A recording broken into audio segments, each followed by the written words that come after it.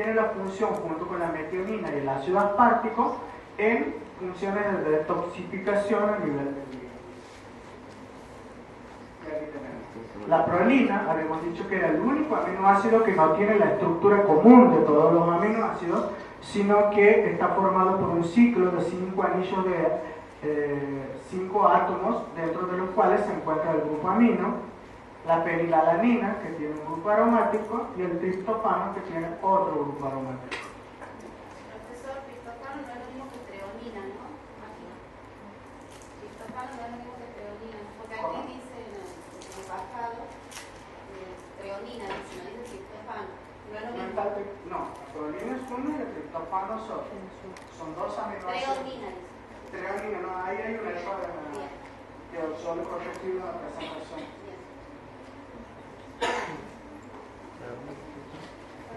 Esta es la prolina, que se conoce como iminoácido. Ya hemos visto qué características tiene. ¿Qué funciones cumple? Está involucrada también en la producción de colágeno y tiene importancia en la reparación y mantenimiento de los músculos y del hueso. Los hidroxiaminoácidos. Dentro de los hidroxiaminoácidos tenemos la serina, donde el grupo es un metilo con un oxidrilo.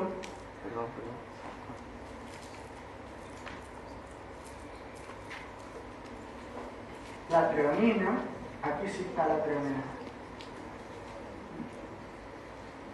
que también tiene un grupo con un oxidrilo.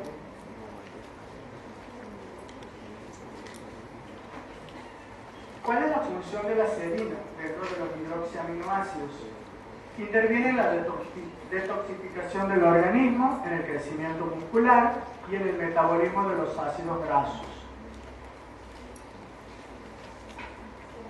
La treonina, junto con la metionina y el ácido aspartico, también intervienen en funciones de detoxificación. Después tenemos los tioaminoácidos.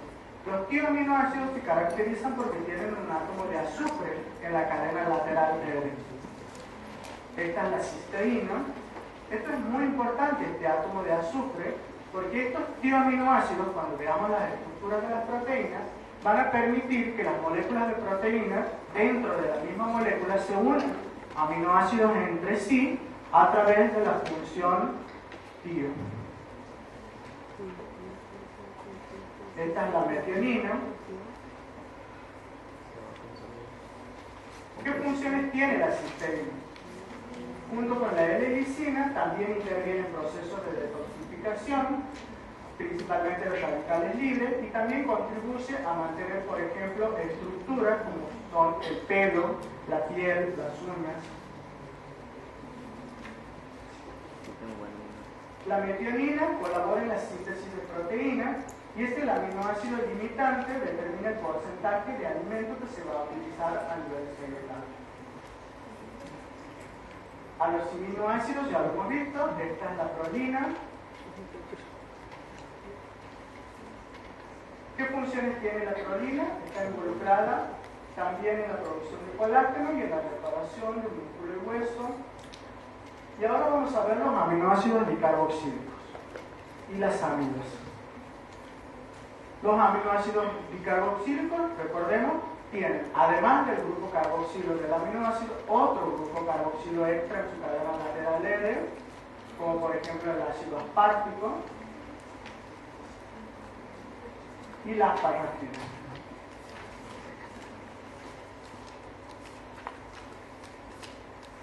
Aquí tenemos el ácido glutámico, que tiene otro grupo carboxilo en su cadena lateral L, y la glutamina, que tiene un grupo amida, es decir, un grupo carboxilo con otro grupo amida. ¿Qué funciones tienen estos aminoácidos? El ácido aspartico es muy importante en la detoxificación del hígado. Se combina con otros aminoácidos formando moléculas para absorber toxinas del torrente sanguíneo. La asparagina interviene en procesos metabólicos del sistema nervioso central. El ácido glutámico tiene gran importancia en el funcionamiento del sistema nervioso central y del sistema inmunológico.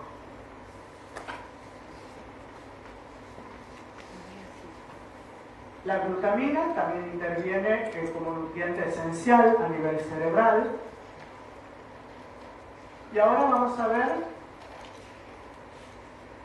los aminoácidos dicarboxílicos y sus amidas. Todos ellos son importantísimos como intermediarios en el metabolismo nitrogenado. Forman parte activa de las glicosidasas, que son un tipo especial de enzimas, y de las serinenzimas, que son enzimas que tienen dentro de su grupo protético un grupo compuesto por un átomo de azufre. Proveen a las proteínas de superficie.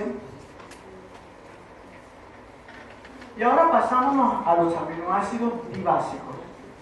Los aminoácidos dibásicos son aquellos que, además del grupo amino, como función principal del aminoácido, tienen otro grupo amino, o en este caso dos. Acá tenemos la lisina con un grupo amino extra, la arginina con dos grupos amino y la histidina también con dos grupos aminos formando un ciclo. ¿Qué funciones tienen estos aminoácidos? Intervienen en la reparación de tejidos, también forman anticuerpos del sistema inmunológico y intervienen en la síntesis de hormonas. La arginina está implicada en el equilibrio del nitrógeno y del dióxido de carbono, también en la formación de la hormona del crecimiento y en la reparación del sistema inmunológico.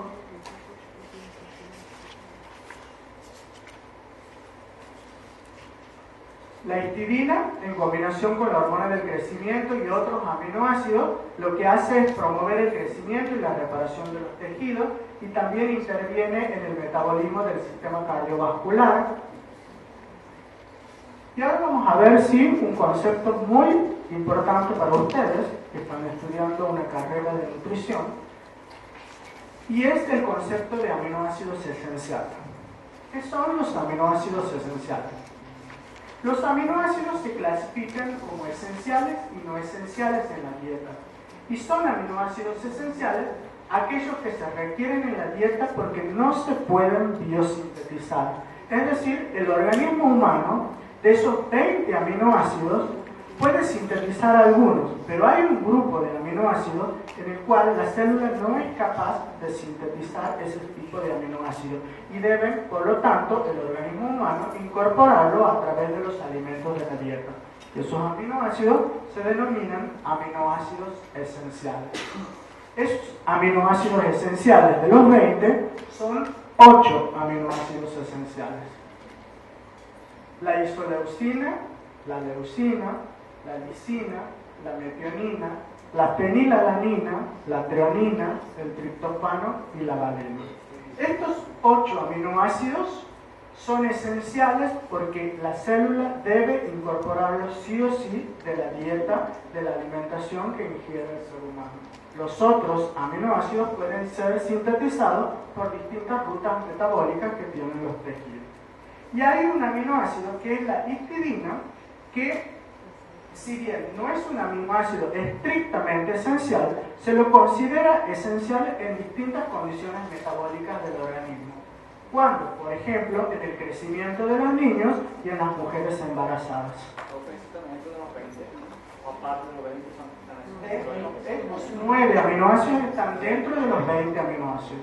Todas las proteínas humanas están compuestas solamente por 20 aminoácidos, a excepción de algunas muy raras, pero el 99% de las proteínas del organismo humano están compuestas por 20 aminoácidos.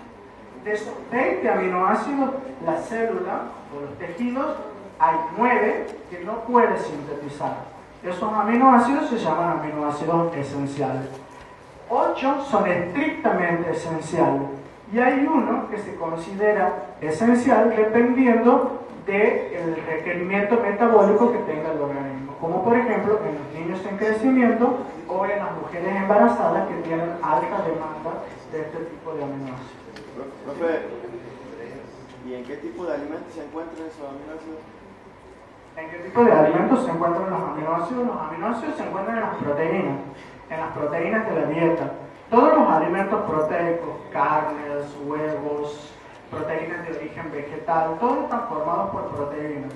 Las proteínas, como les he mencionado al comienzo, son macromoléculas lineales grandes formadas por entre 100 y 300 monómeros denominados aminoácidos. Después, cuando veamos en la tercera clase el metabolismo de las proteínas, vamos a ver que las proteínas que nosotros ingerimos con la dieta, el fin último es degradarlas en esos monómeros denominados aminoácidos. Y de esa forma la célula incorpora los aminoácidos esenciales que requiere para sintetizar las nuevas proteínas que van a formar las estructuras celulares y los tejidos del organismo.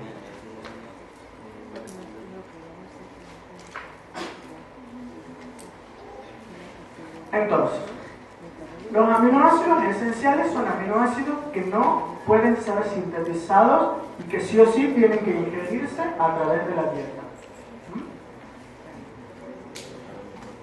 Por ejemplo, la fenilalanina es un aminoácido esencial.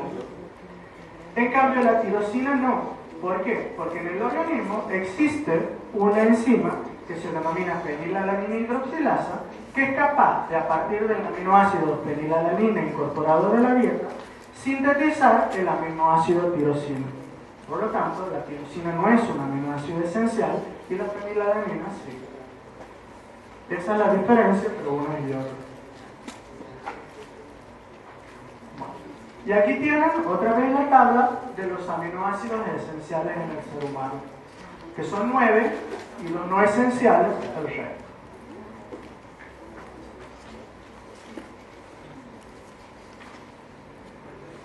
Este número de aminoácidos esenciales, que son 9 en el ser humano, varían de especie en especie.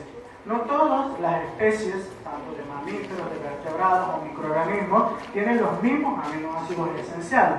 Por ejemplo, hay bacterias, como por ejemplo la Escherichia coli, que es una bacteria, es una enterobacteria que se encuentra en el intestino normal de los seres humanos. Esta bacteria puede sintetizar todos los aminoácidos que requiere para su metabolismo, por lo tanto no tiene aminoácidos esenciales. Otra función importante de los aminoácidos es que se encuentran en otros componentes, como por ejemplo, en este caso, un edulcorante que se llama aspartame.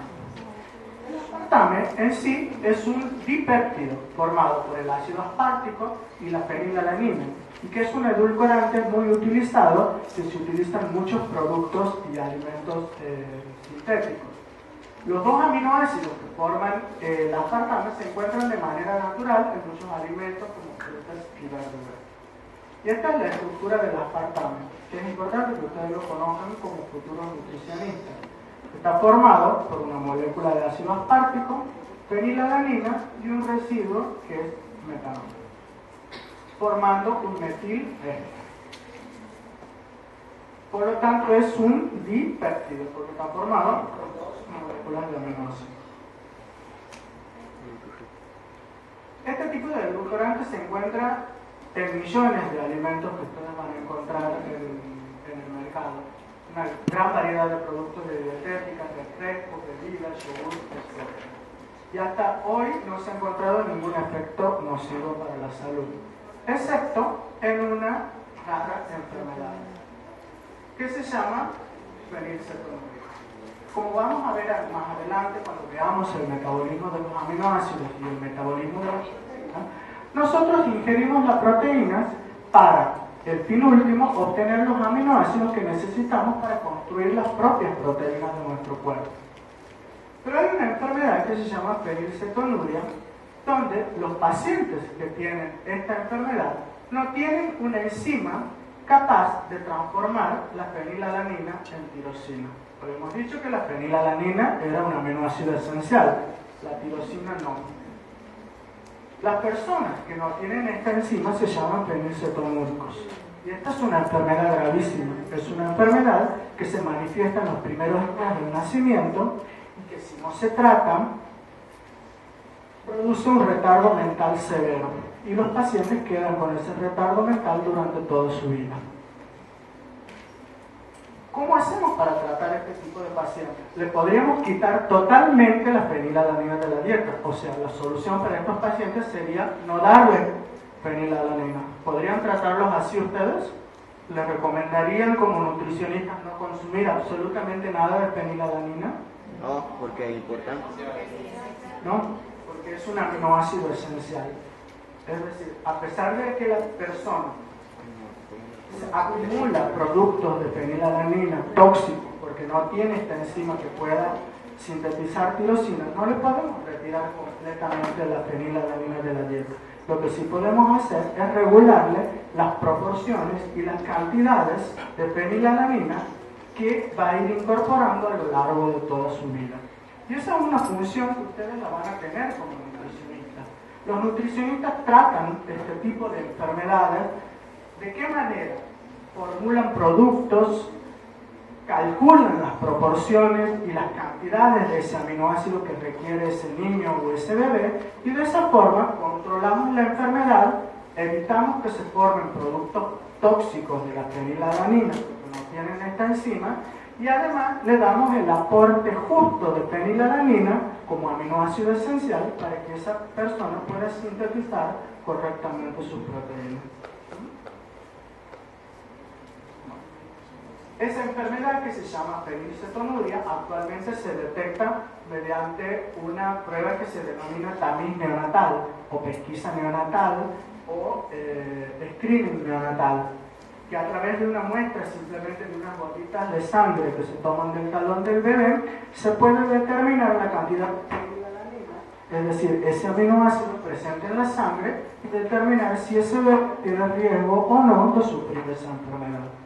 Profe, esa prueba se la hace a todos los bebés apenas nacen.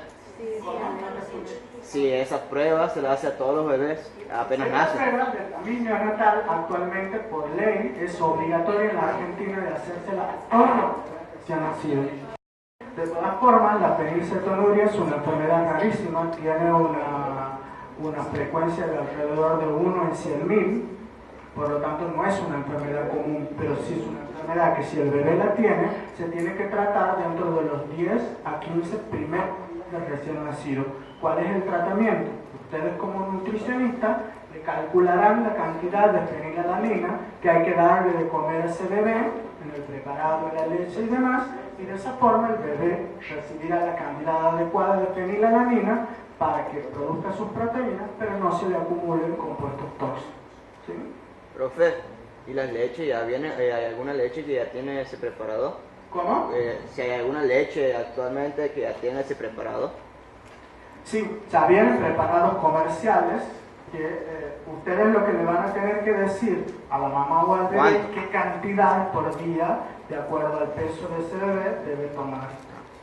Y otra cosa que no les he dicho de los fenilcetonúricos es que no pueden comer absolutamente nada. Todos los alimentos tienen proteína, todos los alimentos contienen fenilalanina. Un fenilcetonúrico no puede comer carne, no puede comer huevos, no puede comer verduras, no puede comer frutas, no puede comer absolutamente nada, nada más que ese preparado, que es una especie de leche con las cantidades justas de fenilalanina. Y eso es su vida. ¿Toda la vida? ¿Cómo? ¿Toda la vida? Toda la vida. Toda la vida. Generalmente cuando llegan a la edad de entre los 8 a 10 años se pueden ir incorporando pequeñas cosas que puedan aportarle, aunque sea un poco más de fenilalanina, porque lo que hay que evitar es el retardo mental. La fenilalanina, si ustedes lo ven anteriormente, como esos chiquitos no tienen esta enzima, si comen cosas que tienen fenilalanina, la fenilalanina se desvía a otra ruta metabólica y produce otros compuestos que se denominan ácido fenilpirúvico y feniletanoico, y estos ácidos se acumulan en el tejido cerebral en formación. Por lo tanto, durante los primeros días de vida, que es cuando el cerebro comienza a desarrollarse, esos productos tóxicos producen el retardo mental consecuente. Después, cuando estos chicos crecen quizás tienen una edad suficiente, se puede ir incorporándole cada vez más pequeñas cantidades de fenilalanina a través de algunos otros alimentos. Eso también lo van a calcular ustedes como nutricionistas cuando terminen la carrera. ¿Cómo? No se le puede incorporar ese enzima a personas. ¿No se le puede incorporar qué cosa? Enzima para Eso sería una terapia muy prometedora, eso sería una terapia génica, tratar de incorporarle o de transformar, porque en realidad a eso es lo que les falta, tienen una mutación en el gen que produce esa enzima. Si se pudiera tratar ese gen y poner el gen correcto, de modo que se produjera la enzima, eso sería una terapia por demás prometedora, pero hasta el momento ese tipo de terapia génica no se encuentra disponible. La única terapia que tiene es restringir la ingesta de fenilalanina. Por lo tanto, resumiendo, los aminoácidos esenciales son muy útiles, pero hay ciertas condiciones fisiológicas y patológicas donde los aminoácidos esenciales también pueden ser tóxicos.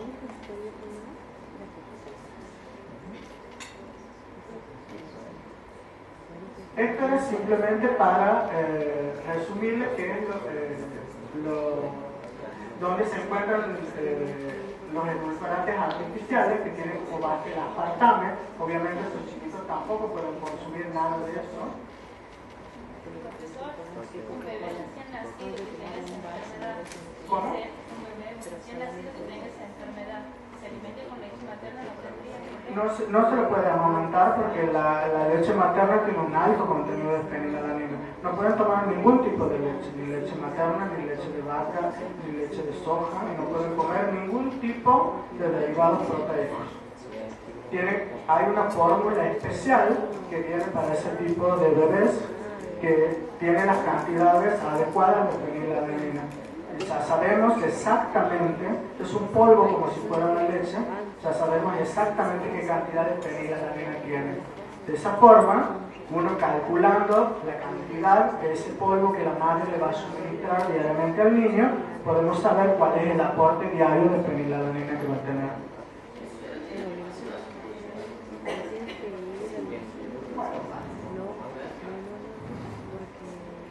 Vamos a ver ahora algo más de química de los aminoácidos. ¿Qué propiedades químicas tienen estos aminoácidos? Hemos dicho entonces que los aminoácidos están formados por un grupo carboxilo y un grupo amino unido al carbono alfa. Por lo tanto, se trata de moléculas polares.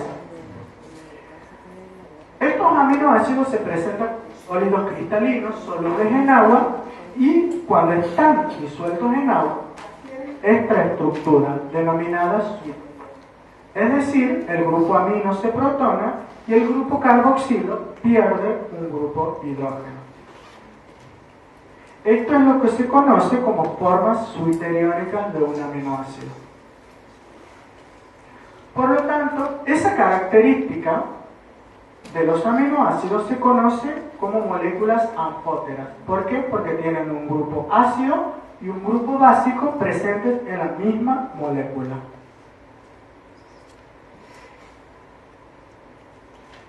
Cuando estos aminoácidos se disuelven en el agua, esta estructura suiteriónica se va a encontrar en distintas proporciones y va a depender del pH de esa solución acuosa, es decir, de la concentración de hidrogeniones que haya en esa solución. Vamos a encontrar la forma en la que se encuentre protonado solo el grupo amino, en la forma en que se encuentre protonado el grupo amino y perdido, ionizado el grupo carboxilo, o en la forma en la que se encuentre solamente ionizado el grupo carboxilo. Esta va a ser la especie presente cuando el medio sea ácido, esta cuando el medio sea neutro, y esta especie va a ser la presente cuando el medio sea básico.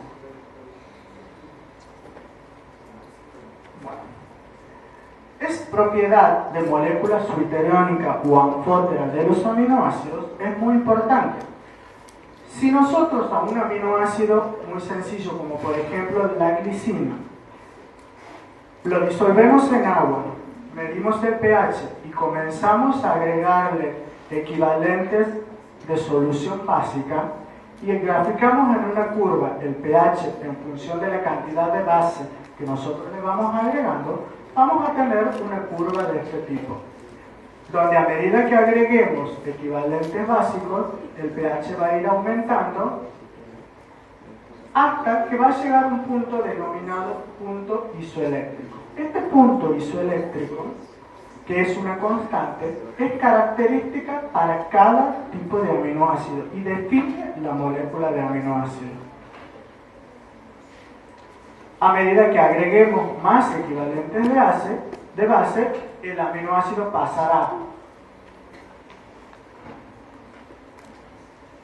de esta forma suiteriónica, el medio ácido, a esta forma suiteriónica, el medio neutro, o a esta forma suiteriónica, el medio básico. Esto es lo mismo, donde la misma curva está representada en la curva de valoración de la glicina. Para indicarles que aquí, en este pH ácido, tenemos esta forma catiónica. En el punto isoeléctrico tenemos la forma como suiterión, y en esta zona, que es el pH básico, tenemos esta forma aniónica. Por lo tanto, el punto isoeléctrico es el pH en el que el aminoácido se encuentra en equilibrio entre las dos formas del suiterión bipolar con una carga neta de cero. Y esa constante o punto isoeléctrico es característica de cada molécula de aminoácido.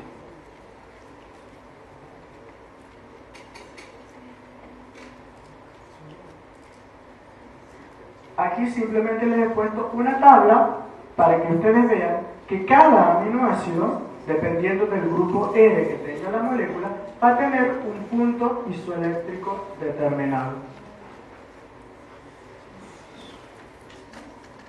Aquellos aminoácidos que posean cadenas laterales que tienen grupos ácidos o básicos se caracterizan porque tienen 3 valores de pK. Por lo tanto, van a tener un valor de pK 1, 2, 3 y un punto isoeléctrico. Bueno, con esto hemos terminado de las características, la estructura y la función de los aminoácidos. ¿Qué es importante saber de esto? ¿Qué es un aminoácido? ¿Cómo está constituido? ¿Cómo se clasifican? ¿Qué propiedades químicas tienen? ¿Y qué funciones cumplen individualmente? En la clase que viene vamos a ver cómo estos aminoácidos o monómeros se unen entre sí para formar estructuras mucho más complejas que llamamos proteínas.